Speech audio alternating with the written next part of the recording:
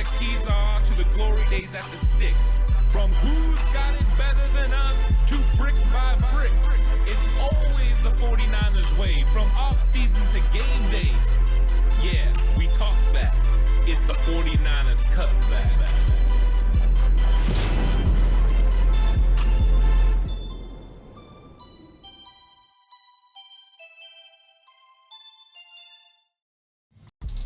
It's 49ers Cutback Podcast time. Welcome to the show, everyone. Time to talk about the 49ers defense going against this Minnesota Vikings passing attack. And it's going to be a fun conversation because Kirk Cousins, and he's been doing some things on the offensive side of the football this year, and he's been playing pretty well. So we've got to give him credit for what he's been able to do this season. And really, he's been tasked with doing it because the run game for the Minnesota Vikings just hasn't went as they've thought it was going to go. They just haven't had the same success they've had in previous years when they had Dalvin Cook. Now it's Alexander Madison's job. It's his role. What is he going to be, for this team? And right now, they've only been able to get 75 yards per game on the ground. And that's not exactly what you're looking for, if you're the Vikings. But they have been pretty effective still passing the football. Of course, no Justin Jefferson. He's not going to be available. He's on the IR. So they go to a couple of other guys, Jordan Addison, KJ Osborne. Those are going to be the two main cogs from the wide receiver position. And then, of course, TJ Hawkinson. He'll be doing it from the tight end position. But Kirk Cousins still completing passes at over 67%, 67.2. He's thrown for 1,679 yards. 14 touchdowns to 4 interceptions. That's a great margin. That's a great season for Kirk Cousins so far. The one downside is he's been sacked 15 times. And anyone that knows watching Kirk Cousins play football, it means he usually takes sacks because he holds onto the football. There are, of course, occasions where it's not his fault, but he does like to hold on the football and try to get as much as he can out of every single opportunity and every single play. But 100.6 rating is pretty darn good. So you got to feel pretty good about that and about Kirk Cousins and this passing game. So I'm going to get into it step by step, what the 49ers need to do to slow down Kirk Cousins and this passing game and his weapons that he's going to be using. Can't wait to talk about it. This is going to be an absolute fun one. If you're watching, please like and subscribe to the channel. Really appreciate it. If you're listening on an audio platform, 49ers Cutback on Believe. Please give me a 5-star rating. I really appreciate it. It's a Texas showdown in the postseason, and Bet Online is your number one source for all your baseball wagering info with all the up-to-minute stats, news, scores, and matchup breakdowns. Get the latest game odds, spreads, and totals for the NFL and college football at your fingertips with Bet Online's real-time updates on statistics, news, and odds. We have everything you need to stay up to speed on each LCS, all the way to the World Series. Head to the website today or use your mobile device to get in on the action. Don't forget to use your promo code BELIEVE. That's BLEAV in all caps to receive your 50% welcome bonus on your first deposit. Bet Online, where the game starts. So what do you have to do to defeat the Minnesota Vikings passing game? Been a pretty good group. They've been doing it, at a high clip. And that's even without Justin Jefferson. Now, of course, with Justin Jefferson, they are an absolute force. He's the number one wide receiver in the league. He's spectacular. He can beat everyone in one-on-one routes. He just really is that guy. But when they don't have him, that's when they struggle a little bit. And, of course, we've seen players like Adam Thielen move on, and now they've brought in Jordan Addison. But they still have KJ Osborne. He's got his speed. So they've got some talent at the wide receiver position. And then last season, they made the trade with the Detroit Lions to bring in TJ Hawkinson, and he has become their main cog on offense at the tight end position. So they still have weapons, even though Justin Jefferson will be noticeably missing. They still have weapons at running back, even though there's no Dalvin Cook. They have brought in Cam Akers, a familiar face to 49er fans. He was, of course, with the Rams for the last couple of years, former Florida State star. Interesting, right? Florida State, Dalvin Cook, Cam Akers, Florida State. So it's interesting. Well, the first thing you do if you want to stop a passing game from being effective is you want to limit the run game. And I know that sounds a little funny to some, but if you make a team one-dimensional and you take away the run game, then you can sit back and really relax and go after the passing attack. By taking away the run, you also make it easier for yourself to cover the passing game because if you don't have to worry about play action pass, you can sit back and not have to attack the run with such vigor as you thought you were going to have to do before. It's going to give you some opportunities. Plus, if you are stopping the run on early downs, that means third and long situations. So, making a team one dimensional is very important, and that's highly important in this game. The Vikings rushing attack, 75 yards per game. It's not good. That's anemic. That's not great. And the 49ers have been very good rush defensive team this year. They give up 80 yards per game on the ground. That's with the Cleveland Browns, vaulting that number up. It used to be 64. So the 49ers rush defense is very, very good. And now they're going against a run offense that's not that good. So I think the 49ers will come in with a purpose to make sure they stop the run, make this offense one-dimensional, and put the onus completely on Kirk Cousins. Make him beat you. Make him win on primetime.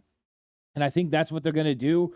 If they can get away with stopping the run with 7 guys in the box, they will absolutely do that. That way they can run their 2 high safety looks. It just makes it a little bit easier as far as coverage, and that could give the pass rush an opportunity to get home against Kirk Cousins. So then what else do you have to do? Well, then after you stop the run, you have to limit the effectiveness of TJ Hawkinson. There's a reason Hawkinson made it onto the screen over there in the Tron as you see him as a part of the thumbnail, because he can be the biggest weapon that they have. He can really take over a game if he gets into rhythm and if he can find the matchups he wants. Well, how do you limit his effectiveness? You make sure you vary looks, you make sure you get physical, and you make sure you make him compete for every single catch. Just watching what I've seen from Hawkinson, if it's a contested catch, there's the opportunity that ball is going to bounce in the air. If he gets open and he has room to be able to create with his legs after he makes the catch, that's when you can get into a little bit of danger. Very familiar to what we see from our Iowa tight end in George Kittle. Hawkinson is not as good at catching the football, in my opinion, as George Kittle, but he has that reckless abandon in him, that physicality after he catches the ball to want to go get extra, to want to run people over, that fear-nothing mentality. And the 49ers have faced some pretty good tight ends this year. They went against Zach Ertz. They went against Darren Waller. They've went against some pretty talented guys, including Pat Freiermuth from the Steelers, and they've held up. How have they done it? A willingness to put Tayshaun Gibson in tough situations where he mans up.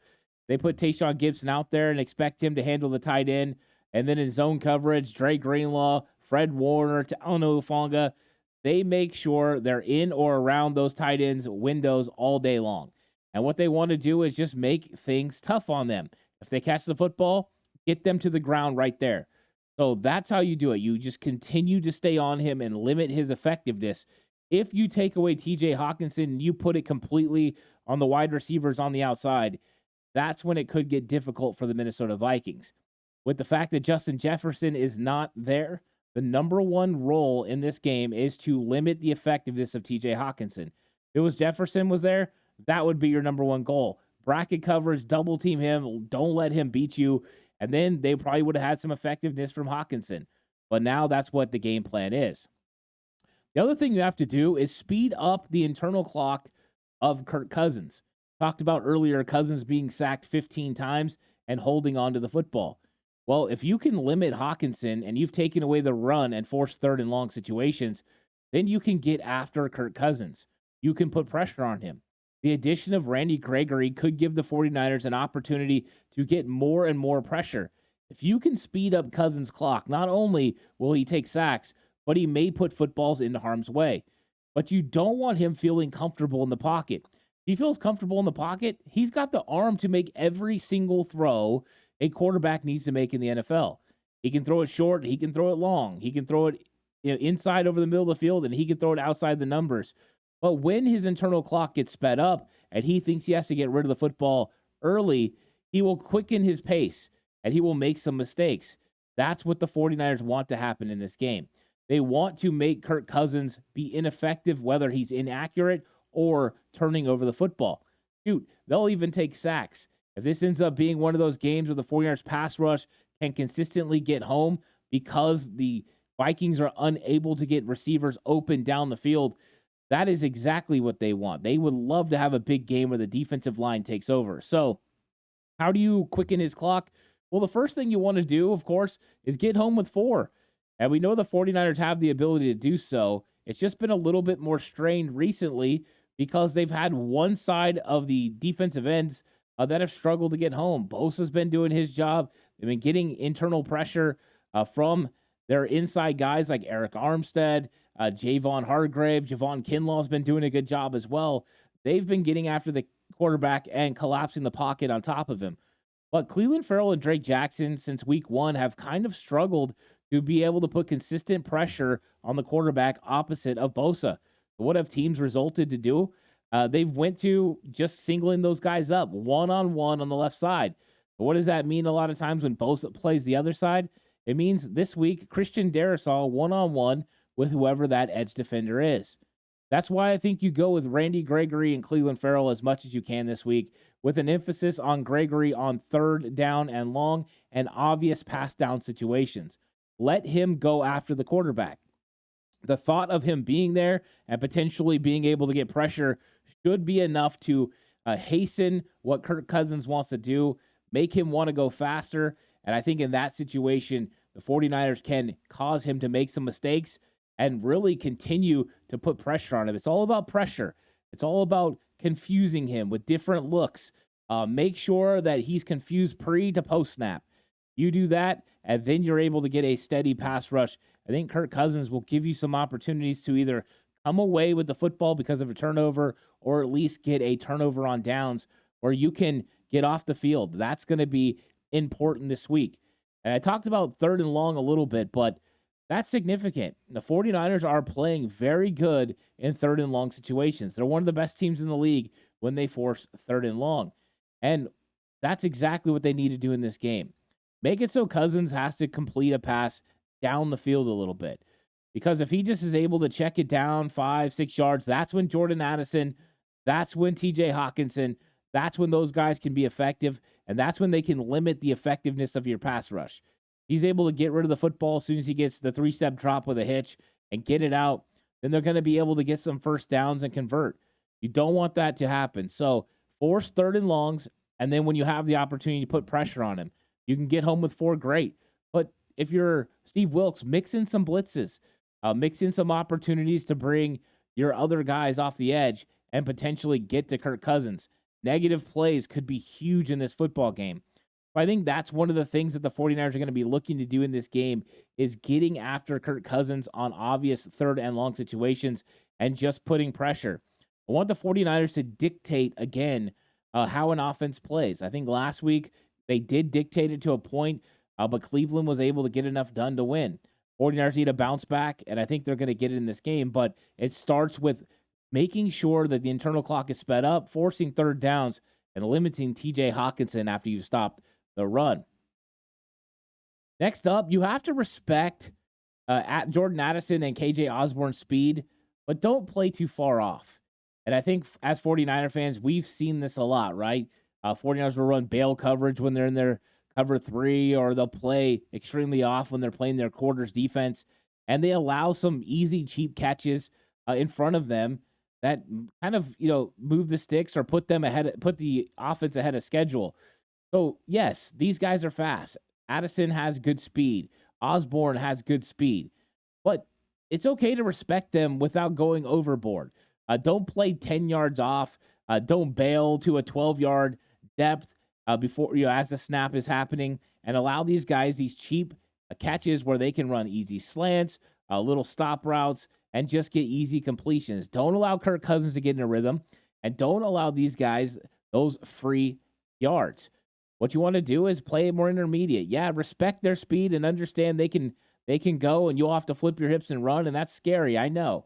But you've got to make sure you limit them early. Now, I think as this game progresses, if the game goes as I'm anticipating, if the 49ers are playing with a lead, then it makes more sense for them to play off. Maybe they'll have 2 deep safety looks, and then you can let them catch that underneath and rally to make the tackle.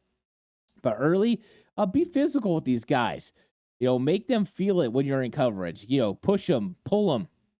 Everything you can do to disrupt their route and timing is going to be nice. And we've seen the Hyena, Yammer Lenore, play really well on the outside opposite of Charvarius Ward. In fact, 2 interceptions this year. Playmaker, picking up exactly where he left off last season. But he plays a physical brand of football, and I think they need that in this game. So don't play off. Don't play conservative. Play it up there a little bit. Get physical with these guys. Reroute them a little bit. And throw the timing off for Cousins, because if you do, we just talked about the fact his internal clock will go off. He'll hold on the football, and the next thing you know, you get a sack. So I'm looking for this 49ers secondary to do that. You show too much respect on the speed. I mean, these guys are fast, but they're not lightning fast. If you show too much respect, they start getting these easy catches, and then they're able to run on second down because they picked up 5 on first from one of those cheap yards. And next thing you know, they got 3rd and 2, 3rd and 3. Their entire playbook is open. Not only can they pass, they can run the football as well. And so the 49ers just need to limit those give-me's. Don't allow them to do that. I know they're fast, but just don't respect it. Be physical when you're tackling. So important. You have to make sure that when they catch the football, you bring them to the ground and let them know that you're there. One thing I saw on film is that the secondary has done a pretty good job tackling. Now, Cleveland Browns, they didn't do as good tackling, especially in run fits. In the passing game, they did a pretty good job bringing the guys down as soon as they caught it. Great open field tackles by Isaiah Oliver. I thought he did a really good job in the game. Hufanga's been solid tackling. Deommodore Lenoir has been great in the run and tackling receivers that make catches. I mean, Amari Cooper ran a slant on him. He tackled him right there. Those are the types of things you like seeing from your defensive backs. But you have to make sure you be physical, because these guys are going to try to go over the middle of the field. You're going to try to get some deep in cuts. You're going to try to get some seam routes. You're going to get sometimes they're sitting down over the middle of the field. And every time they do, you need to make sure they feel it. Because if they feel it, they're going to start looking around. They're going to start paying attention to where they're going to get hit and not so much on catching the football. They can start short-arming footballs. They can start getting nervous and drop some open plays. So 49ers need to make sure they impose their will physically to make sure they limit the effectiveness of these wide receivers over the middle. And with Hawkinson, it's just staying on him, keeping a body. He's not going to shy away from physical contact. That's not what he does. It's mainly about those wide receivers. Hawkinson is a completely different animal. And I think the 49ers know that. But you have to limit his effectiveness by getting physical and bringing him to the ground when he makes a catch. No yak this week for the Minnesota Vikings. That's going to be a key for the San Francisco 49ers this week, is making sure they limit the yards after catch. Make Kirk Cousins earn every single yard he gets. Make every single one of these players earn every single yard they get. Because I think if you make it tough sledding, they'll eventually make a mistake. Another area you have to be leery of is screens. We've seen the Cleveland Browns take advantage of the 49ers in the screen game. Didn't matter if it was a tight end screen to David Njoku, if it was a running back screen to Lamar Hunt or Marshawn Ford. They did a very good job of getting those guys where they wanted them and making a play. So I think the 49ers need to make sure that they are paying attention to screens, because when you are running the type of defense the 49ers run, a penetrating, attacking style of defense, especially a defensive line, then you are susceptible to the screen. Recognition by your defensive lineman is huge. Then you've got to become a chaser. You got to go run it down. You got to hustle. It's so important for the 49ers to limit the effectiveness of screens. If you do, then that's when you can start making some plays. You go ahead and you have some negatives. We saw the 49ers have some negative plays when they attempted screens last week, and that's exactly what you want to do. But it's about limiting cheap yards, right? We talked about the quick stop routes. We talked about, playing off too far. Well, it's the same thing with these wide receiver bubble screens and things like that. Those are cheap yards. You have to make sure you come up. You have to play in the right technique. Make sure you keep outside leverage if you're on the outside. Keep your outside arms free and make tackles and not allow extra yardage. That's going to be one of the keys in this game. is if you allow Kirk Cousins to just get rid of the football to his weapons out there in the open space and you don't bring them down, they start getting yardage, then they're going to attack you horizontally. And that could spread you out and cause you some problems. So be leery of the screen. It's not just the running back screen. It's also wide receiver screens and bubble screens on the outside. Those things are things that the Minnesota Vikings are going to be looking to take advantage of because they want to limit the effectiveness of the 49ers pass rush. You've been sacked 15 times. You want to find ways to get the ball out of Kirk Cousins' hands so that way you have an opportunity to get a play. He has the ball in his hands and he gets sacked. That ends drives. A lot of teams can't overcome one big sack in a game or one big negative player penalty. Those are difficult in today's NFL to overcome. So I think that's something to remember in this. So how do you limit the Minnesota Vikings passing attack? First off, you make the offense one-dimensional. You slow down that run game. You stop Alexander Mattison and Cam Akers and don't allow them to get it going. You limit TJ Hawkinson's effectiveness. You just make sure he can't have a big game. No 10 catches for 100 yards or anything like that. Make sure you keep him to 4 or 5 catches for 40 yards. Just keep it low. And then you speed up Kirk Cousins' internal clock. Put pressure on him, whether it's with the front four or with the blitz. All the while confusing him on the back end is the way you go about it. Force third and long. Those are situations to get off the field, but it also will prevent Kirk Cousins from being able to get rid of the football early. And he'll have to hold the ball long enough for one of his receivers to get down the field. That could be some sack opportunities for the 49ers defensive line. Respect Jordan Addison and KJ Osborne's speed, but don't play too far off. No cheap catches in this game. Make sure you get on them. Be physical when tackling. Just let them know every single play that you're going to hit them as hard as you can. They shouldn't want to go over the middle of the field because you're going to be that good with it. And then be leery of screens. Be ready to track and run if you're a defensive lineman. Retrace and get down there and make the play. And I think if the 49ers do that and they limit the effectiveness of the Vikings passing game, it's going to be very hard for the Minnesota Vikings to beat the 49ers because that's really been the one thing the Vikings have been really successful at. 49ers give up about 197 yards per game through the air, one of the top in the league. They've been playing at a high level. So if they can limit the effectiveness of the passing game while also limiting the effectiveness of the run game, then that means the Vikings just aren't going to score very many points. And that, of course, is exactly what you want. Even in the loss, the 49ers only gave up 19 points. They still lead the league, only giving up 14.3 points a game. They're playing at such a high level. They're a really good football team. But you got to go out there and you got to execute it. You got to make sure you make the plays that you're supposed to make. 49ers are perfectly capable of doing so.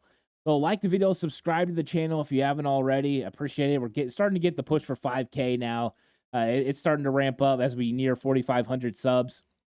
Really appreciate everyone that's been coming through and subscribing to the channel. If you're listening on audio platform, 49ers Cutback on Believe, please give it a 5-star rating. If you have Patreon or you want to get Patreon, the link is in the description. Head on over to the Patreon. If you're listening on audio platform, go to our link tree and go on to Patreon. Over there, there's film breakdowns, broke down all the Browns games. There's the Ant Hill show. There's the Ant and Classic show. Those things are all live. You can go there and watch those. So content every single day over there on Patreon for you guys to be able to check out. So lots of avenues to get more content. Of course, more content coming this week. We have the Madden sim that's going to be coming out. If you like Madden, see how the 49ers fared against the Minnesota Vikings. And then, of course, the game preview show later on this week. A couple other little things here and there. But I appreciate all of you for joining me. This episode of 49ers Cutback brought to you by Bet Online, where the game starts. Thank you guys so much for watching. I'll catch you guys on the next one. Until then, stay safe. And remember, the right way is always the 49ers way.